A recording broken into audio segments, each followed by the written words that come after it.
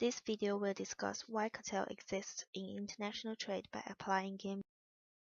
First of all, cartel is an agreement set by a small number of sellers and usually involve homogeneous product. They set a price that could make more profit than for all producer with minimum production. So, with international trade, we can simplify it by assuming that there is monopoly in different countries of homogeneous product in global market. Applying economic theory, we can get before country open up to trade, company with monopoly can set higher price than the price in perfect competition, as the graph shows from P1 to P2, and consequently reduce the output, and increase producer surplus by sacrificing consumer surplus and additional debt weight loss. However, when countries open up to free trade, the outcomes vary from with price setting. If both country and A and B set the same price as homogeneous as monopoly in autarky, they will divide the market and get 100 utilities separately. However, if one of the countries set the price lower than the other, the country will capture the whole market with 200 utilities, and the other will get nothing.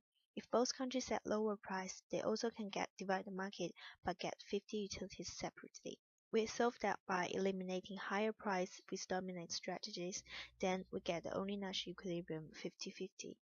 And this is the game with prisoner's dilemma, because both countries setting higher price is better off than Nash equilibrium, but neither of them have incentive to do it, in other words to cooperate. We also can explain this situation as duopoly in between competition. Both firms would like to set lower price to capture the whole market until the price aims with perfect competition, and there is no producer surplus, and both countries only have a normal rate of return. Obviously, there is not any cartel in this stage game. However, the trade between countries nowadays will be over and over again, so it will be more precise to find out the result in infinite repeated game.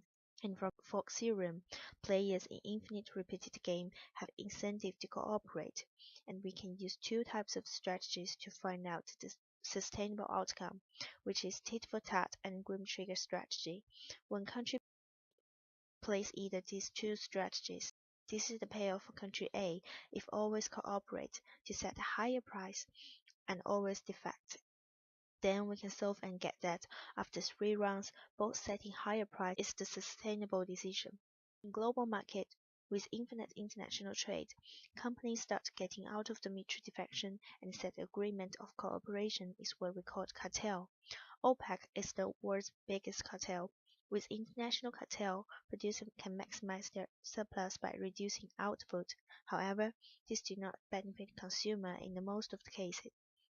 In some cases, consumers have to pay higher price for lower quality products, and the cartel happens particularly in some antitrust resources.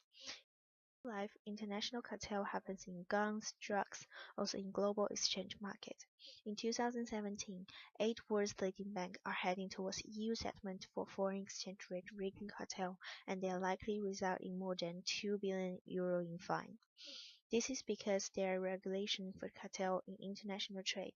Cartel is illegal in the US with US untrusted law, and also Europe has EU competition law against cooperation in international trade.